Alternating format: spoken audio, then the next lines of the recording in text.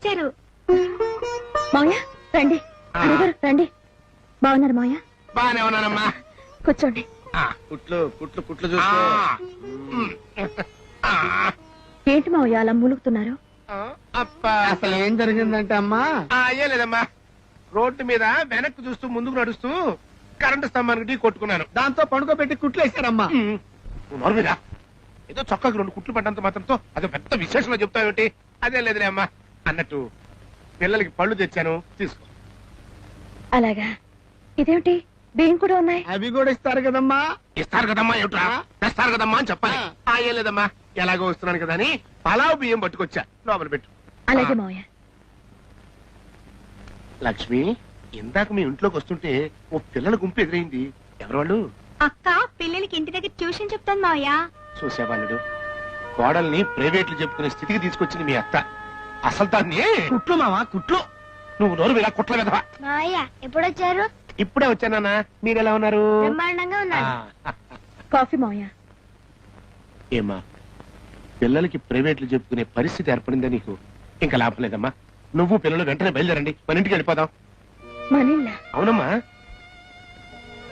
ఎప్పుడు ఆయన నన్ను మెడపెట్టి గెంటేశారో అప్పుడే అది నా ఇల్లు కాదని తేలిపోయింది.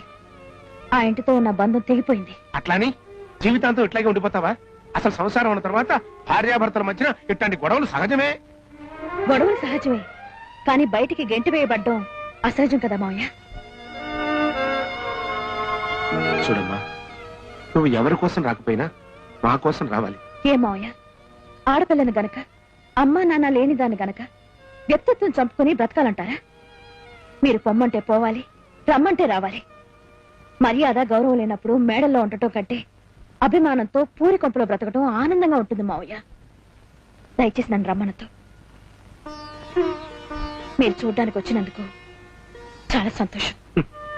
ఏమిటో, ఆడపిల్లకు కూడా ఆత్మాభిమానం ఉంటుందన్న సంగతి మర్చిపోయి మాట్లాడానమ్మా. చూడమ్మా, ఇక నుంచి ఎవరొచ్చి పిలిచినా నువ్వు ఆ గడపలో అడుగు పెట్టద్దు. నీ భర్త మనసు మార్చుకుని తానుగా వచ్చి నిన్ను తీసుకొచ్చినప్పుడే ఆ ఇంట్లో అడుగు పెట్టు. ఏ పదరాలుడు, భోజనం చేసి వెళ్ళండి మావయ్య. వద్దులేమ్మా. నేను అన్న మాటలకి కోపం వచ్చిందా? చిచి, అదే లేదమ్మా.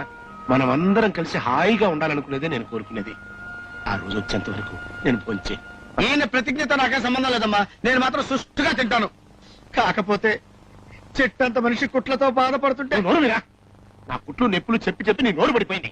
సంతోషించలే, పదా. వస్తానమ్మా. ఏంటి శబ్దం లేకుండా సైకిల్ చేస్తున్నావు? చేతితో సమాధానం చెప్పాల్సి వస్తాయి. పదా. తప్పుగా కుట్ల మనిషి. వస్తానమ్మా.